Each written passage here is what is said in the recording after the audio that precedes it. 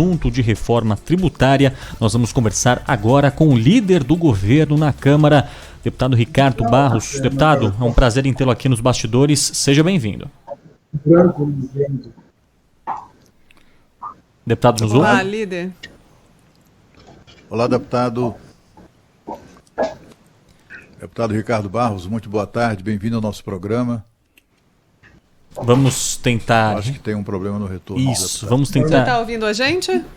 Oi, estou ouvindo. Agora sim. Como vai, Vamos deputado? lá. Muito prazer em tê-lo aqui conosco no nosso programa mais uma vez. Eu estou observando, deputado, que com o desfecho dessas questões que a gente viu hoje sobre o Renda Cidadã e também proposta de financiamento desse programa, sobretudo, e também da questão do novo imposto, da reforma tributária, é que não foi possível obter aquele consenso entre os líderes dos partidos, deputado, para que todos pudessem discutir e abraçar a ideia desse imposto, esse novo imposto que substituiria outros? Não houve consenso para viabilizar a desoneração da folha. O governo, o presidente Bolsonaro, quer muito retirar encargos sobre a folha de pagamento, quer muito facilitar a empregabilidade das pessoas. 38 milhões de brasileiros que estão lá no auxílio emergencial, que precisam adentrar o mercado de trabalho. Então, nós estamos buscando desonerar o primeiro salário mínimo de todas as faixas salariais. Isso tem um custo de 85 bilhões de reais. Né? O presidente também está propondo que a gente consiga a faixa de isenção do imposto de renda suba de R$ 1.900 para R$ 3.000. E, para isso, o governo abre mão de arrecadar 100 bilhões de reais na folha de pagamento, encargos sobre a folha de pagamento, e precisa arrecadar em outro lugar. Então, nós estamos buscando, com os senhores líderes da base do governo, no Senado e na Câmara, um avanço para que a gente possa caminhar nessa direção. Se não há o imposto novo, não há desoneração. É neutro, não tem aumento de carga tributária.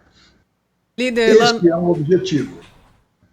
Desculpa, líder Lana Canepa falando aqui. O Renda Cidadã, que foi anunciado o novo nome hoje, mas é uma ampliação do Bolsa Família. A sugestão que foi proposta pelo governo para financiar esse novo programa, a ampliação do programa atual, seria usar os precatórios e o dinheiro do Fundeb, que foi uma ideia que já tinha sido rechaçada pelo próprio Congresso. Os senhores acham que vai passar? Sim, nós trabalhamos a partir da reunião que os senhores puderam ver as imagens da reunião, todos os líderes da Câmara e do Senado. Veja bem, foi a primeira reunião com todos os líderes da Câmara e do Senado durante o governo Bolsonaro. Então, isso está mostrando a nossa nova fórmula de articulação política. Por que nós não anunciamos outras medidas ali? Porque não havia consenso e nós não vamos anunciar medidas para depois não ter força política para aprová-las no plenário da Câmara e do Senado. O governo agora trabalha assim, combina primeiro, anuncia depois. Então, o anúncio que foi feito hoje foi o anúncio do possível.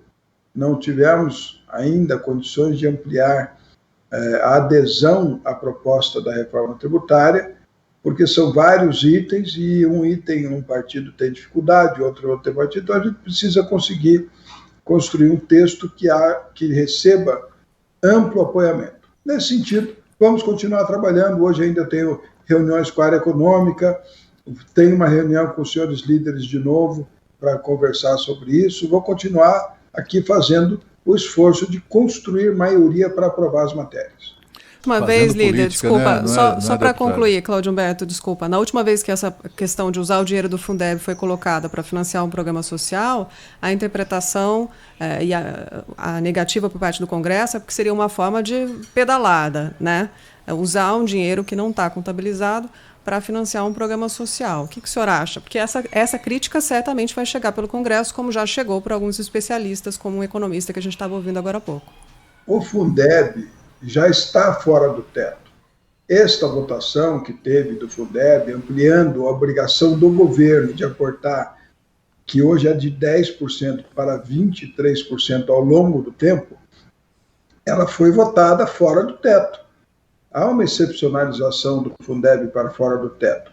Ora, se nós pudermos usar parte desses recursos para pagar o renda cidadã das famílias que têm filhos em idade escolar da educação básica, está perfeitamente correto e vai aliviar a necessidade de recursos dentro do teto. Então, obviamente, este modelo é um modelo que nós esperamos consolidar, e o senador Márcio Bittar terá tempo de argumentar com mais tranquilidade e dentro da nova ordem de articulação política as condições de aprovar. Hoje, na reunião de líderes, nenhum líder fez objeção a essa questão, à exceção do Democratas, que é o partido da professora Dorinha, que fez o texto anterior. Então, vamos construir. Eu acredito que podemos viabilizar, sim.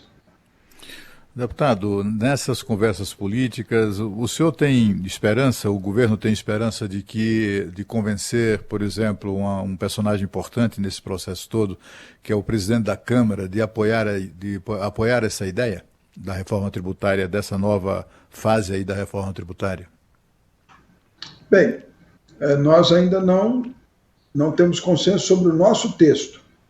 Se o nosso texto não convergir com as ideias do presidente, nós vamos ter o relator Aguinaldo Ribeiro, que está relator da reforma tributária. Ele é que tem a obrigação, a função, na verdade, de ouvir a sociedade, o governo, ouvir o presidente da Câmara, do Senado, e construir um texto que possa ser aprovado. Essa é a função do relator, construir maioria para a aprovação de um texto que ele escreve justamente buscando adesões, que é o que nós estamos fazendo agora com a reforma tributária, do ponto de vista do governo e do Congresso, né? Encontrando um texto comum que todos se sintam à vontade para apoiar. Eu acho que o presidente Rodrigo Maia entenderá, no momento devido e sob a perspectiva correta, a necessidade de avançar. Mas como nós não temos um texto, eu não posso pressupor que isso é contra a opinião do presidente Rodrigo Maia. Deputado, essa discussão toda sobre o financiamento, voltando um pouco na renda cidadã, é de onde tirar? Como é que a gente vai, como o governo, o tempo todo o governo discutindo como é que a gente vai tirar isso, de onde vai tirar e tal. Só não se fala em gasto, né? Em cortar gastos, em cortar despesa. Eu sei que o senhor advoga isso, uma redução do tamanho do Estado. Agora o senhor é o líder do governo, não tem como liderar um processo, deputado, para, por exemplo, na área da massa salarial do topo das carreiras das corporações no serviço público, acabar com essa história de tantos penduricalhos, tantas regalias e privilégios que coloca essa gente toda recebendo muito acima do teto, né? Através de interpretações espertas, malandras do texto constitucional, acaba recebendo muito mais do que deveriam. Não era hora do Estado, do governo, liderar isso, hein, deputado? De repente, extinguir aí uns tribunais, Tribunal Superior, Tribunal Justiça Militar, Justiça Eleitoral, Justiça do Trabalho, são coisas tão anacrônicas, né? Justiças jabuticabas que só existem no Brasil. Não era hora, não, de dar um pedala no setor público e promover uma reforma profunda? Bem, nós esperamos ter a possibilidade de construir uma base parlamentar sólida para medidas mais, vamos dizer, mais rigorosas, né? Esses textos, essas propostas estarão na PEC do Pacto Federativo, que está sendo relatada também pelo senador Márcio Bittar. Ele está relatando a PEC emergencial, a PEC do Pacto Federativo, e será também ele o relator do orçamento na União. Então, o senador Bittar tem hoje vários instrumentos que lhe permitiriam avançar nessa direção de corte de privilégios de determinados segmentos do serviço público que estão mais beneficiados. Existem projetos também na Câmara para serem votados que tratam de regulamentar o teto do servidor público. Então, lembrar você, Cláudio Humberto, que o teto do judiciário hoje é R$ 39 mil e o teto do executivo e do legislativo é R$ 33 mil. Então, o judiciário já tem um teto maior e as demais vantagens que estão sobre a folha de pagamento estão abarcadas por outros tipos de autorização. É uma boa meta, eu acho que é um bom objetivo a gente tentar tirar dos que mais têm e dar para os que não têm. O presidente Bolsonaro diz, não tiraremos dos pobres para dar para os paupérrimos, nós temos que tirar de quem pode contribuir. Renda cidadã também, voltando ao assunto, líder, uma outra possibilidade, além do Fundeb, é usar o dinheiro dos precatórios. A gente sabe que precatórios são decisões judiciais em que o governo já perdeu e tem que pagar essas indenizações, esses créditos para as pessoas. Como é que vai ser possível usar esse dinheiro, que já teoricamente comprometido com precatórios, para financiar um programa social? E isso não vai gerar questionamentos outros judiciais? Veja bem, os estados da Federação Brasileira, todos eles têm uma regra já que trata disso. Trata de limitar a despesa com precatórios a um percentual da receita corrente líquida. A maioria dos estados tem lá 2% da receita corrente líquida, que é depositada lá no Tribunal de Justiça para pagar precatórios conforme a ordem cronológica, com preferência para os alimentares e previdenciários. É assim que funciona no país todo, né? O governo federal não tem esta proteção, esse gatilho.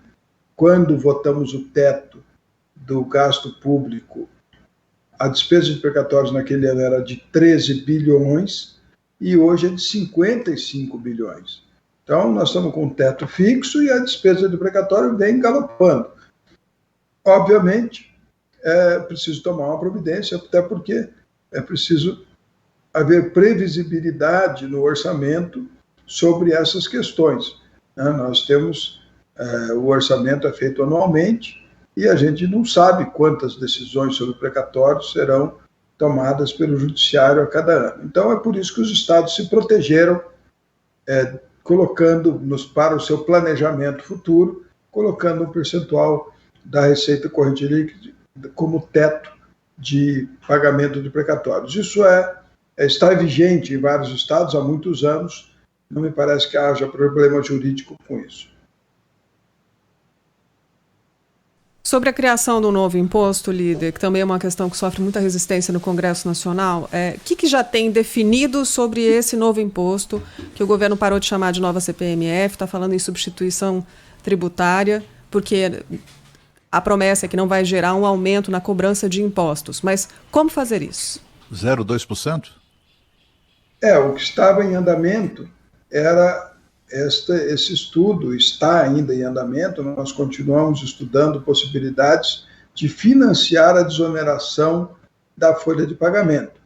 Tudo que a gente cobrar menos de impostos na folha de pagamento, para facilitar o acesso das pessoas ao emprego, que é a decisão e vou dizer, a vontade do presidente Bolsonaro, nós precisamos encontrar outra fonte de receita.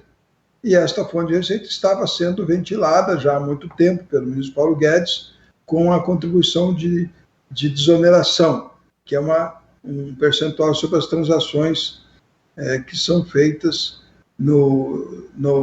de forma financeira. Eu acredito que isso é uma solução que pode ser ainda apreciada pelo Congresso em um determinado momento, e continuamos no governo buscando outras alternativas para poder alcançar o objetivo de desonerar a folha de pagamento. Eu fiquei com uma dúvida, seria um pagamento em 2 vezes? Porque acho que vocês até conversaram, né, Cláudio Humberto, hoje de manhã aqui na rádio, seria um pagamento só? Isso está em discussão, já está fechado?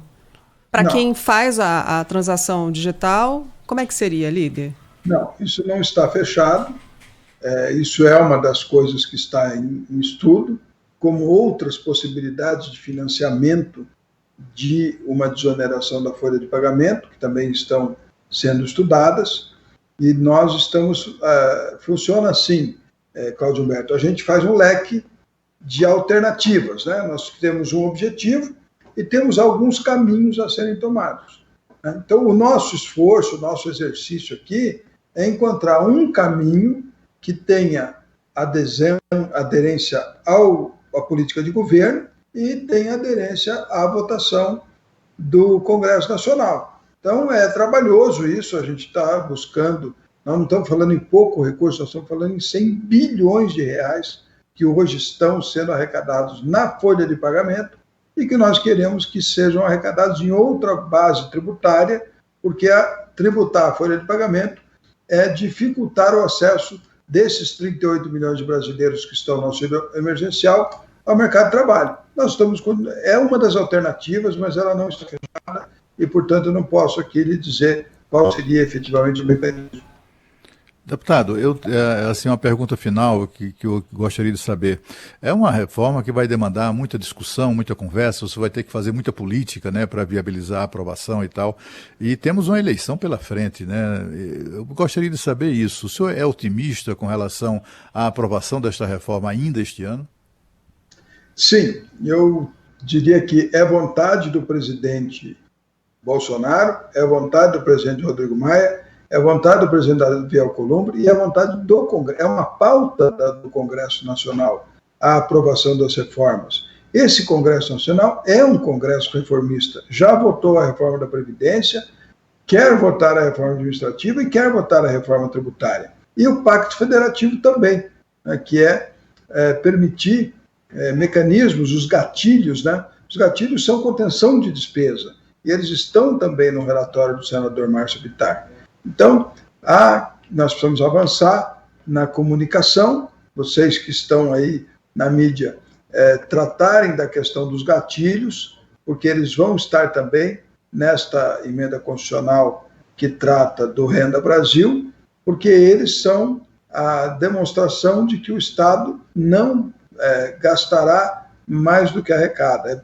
A contenção das despesas está nesses gatilhos conforme se aproxima a receita corrente líquida dos limites que estão estabelecidos no gatilho. É nossa vontade, equilíbrio fiscal, rigor nas contas públicas, respeito ao teto de gastos, e dentro desse espírito nós continuaremos buscando um caminho de articulação política que una a aprovação do governo, do executivo, né, com a vontade política do Congresso, porque só assim nós podemos avançar. Líder, para encerrar, não sei se os senhores conversaram sobre isso nessa reunião de hoje, se já há um acordo sobre a possibilidade de derrubada do veto, da desoneração da folha de pagamento até o final do ano que vem. Tem um consenso sobre esse assunto? Não. Não tem, porque o veto foi vetado por inconstitucionalidade. Qual é a preocupação? A preocupação é que, se derrubamos o veto, os órgãos de controle podem instar o executivo a não implementar a medida, porque não há nem corte de despesa e nem nova receita para suportar 10 bilhões de impacto no orçamento de 2021 para essa desoneração desses 17 setores. Então, primeiro, o governo tem que legalizar a situação, temos que tomar uma medida no Congresso para reafirmar esta situação, para que ela tenha legalidade, né? Senão, podemos ter que, para proteger o CPF do presidente, não executar a medida que vai ser gerada pela derrubada do veto. É complexa a matéria, nós estamos trabalhando sobre isso e esperamos encontrar um caminho, né? E, por enquanto, o caminho que é mais provável é o Congresso votar uma medida nesse sentido para dar legalidade ao ato que está sendo demandado pelos setores que mais empregam no Brasil. Nós ouvimos na Rádio Bandeirantes o líder do governo na Câmara, Ricardo Barros. Deputado, obrigado pela sua participação e bom trabalho. Obrigado a vocês. Muito obrigado, deputado.